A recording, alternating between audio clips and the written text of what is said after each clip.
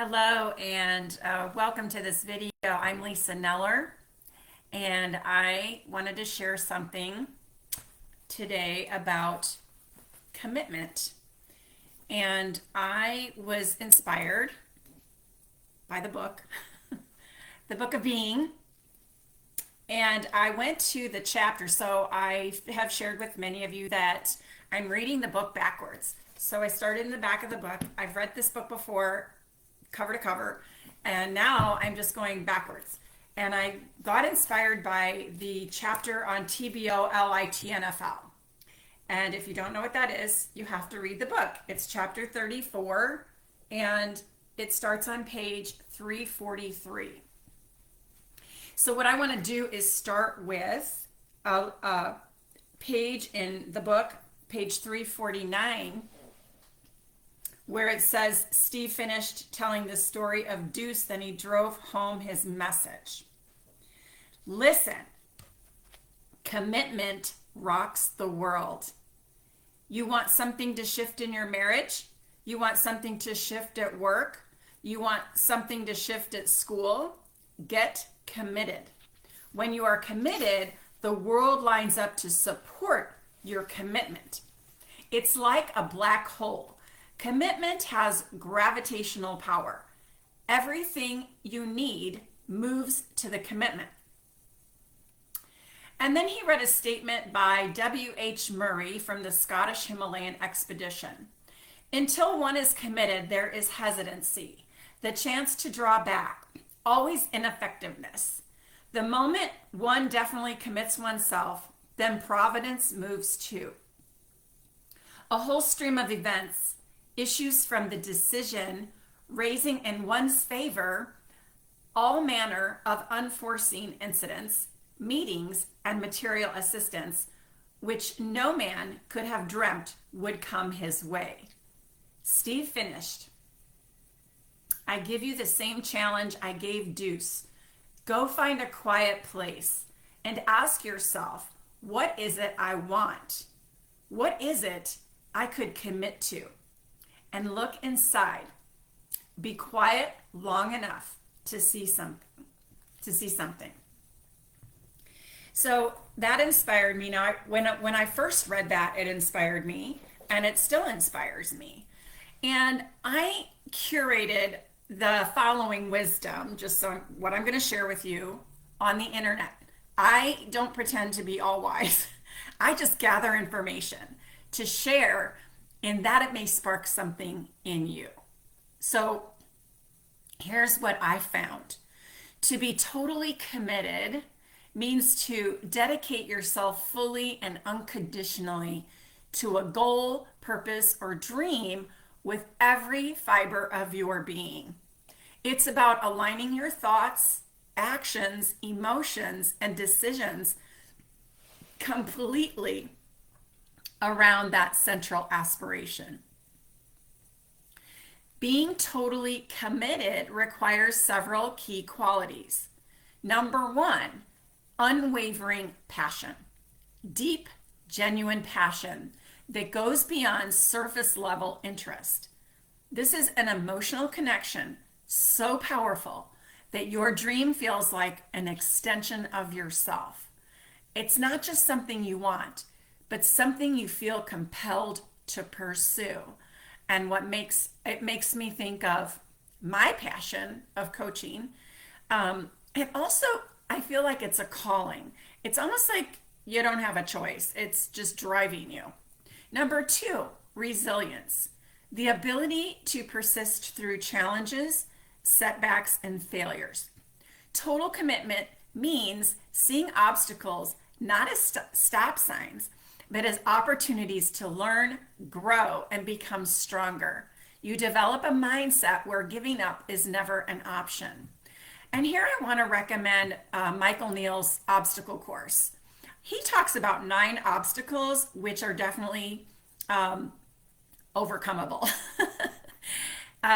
What is it Marie Forleo says? Everything is figure outable. Number 3, radical self-discipline. Consistently choosing your dream over temporary comforts or distractions. This, I think we can all relate to this.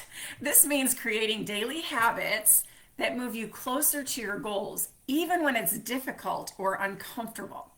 You prioritize long term vision over short term gratification. Number four, courage. The willingness to take risks, face fears, and step outside your comfort zone. Total commitment requires you to be vulnerable, to potentially fail publicly, and to challenge your own limiting beliefs about what's possible. And just a word about failure here. I don't like failure. I don't like the word failure. I don't like what it tends to make us mean, or it tends for us to make the meaning of the word failure. It's like we just try, and if we don't succeed, we try again. And there's no shame in not meeting your goal, and there's no shame in quitting. But if you want to keep going, if you want to realize your dream, you can't quit. So there's a choice there, and it is a courageous one. Number five, self-awareness. Understanding your motivations, strengths, and weaknesses. This allows you to strategically develop yourself, address your blind spots, and continuously improve your approach to reaching your dreams. We all have blind spots. We need help in discovering what they are. I do recommend getting some help, getting some support in coaching if you are working towards a dream. And then number six, holistic investment. Total commitment isn't just about external actions, but about transforming your entire identity. You begin to see yourself as someone who embodies the journey towards your dream, not just someone pursuing it. This is where the declaration comes in, or the document, or the I am statements. It really is building your identity, leaning into that, and living into that. And of course, that you take into all consideration all the things I've already just mentioned for that holistic investment. And then the seventh thing is patience and perspective. Recognizing that meaningful achievements take time. Meaningful achievements take time. This is where patience comes in, and a lot of us are impatient. So you maintain your faith in your vision while remaining adaptable, understanding that the path to your dream is rarely linear. I want to say something about envisioning. I think it's important to envision your goals and your future. However, neuroscience research has shown that visioning is not enough. Like, it can really hold you back, actually, if you aren't passionate about what you're doing, and if you aren't creating the habits that are required to move forward. So really, what we need to do is focus on our habits and learn to create new ones, learn to let go of old negative habits and that kind of thing in order to achieve our goals and dreams. And then finally, what I want to share, and this is taken from Chris Dorris, who is a mental toughness coach. And all you got to do is Google Chris Dorris on commitment. That's what I did. I Googled Chris Dorris on commitment, and you'll get a boatload of helpful stuff. And what Chris says, one thing he says that's on his website, is to be totally committed, you must become a person who chooses purpose over comfort. That's a big deal. Choosing your purpose over comfort. Views challenges as growth opportunities. Maintains integrity with your deepest values. Continuously learns and adapts.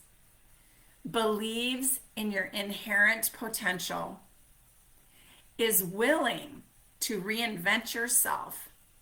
And this is not about perfection, but about persistent, authentic dedication. It's about creating a life where your dreams aren't just goals, but a living, breathing part of who you are. And he also says that there you have to recommit every day. So commitment has a shelf life. He talks about commitment having a shelf life because we can commit all right. Yes, I'm committed to my marriage. And then you get 10 years in and you're like, oh, I haven't really recommitted to that. But if you recommit on a daily basis, it is a mental toughness thing to recommit to any goal or dream. You can't stop recommitting. So it's a constant mental exercise that you're going through every day. Because we're going to fall off the train sometimes.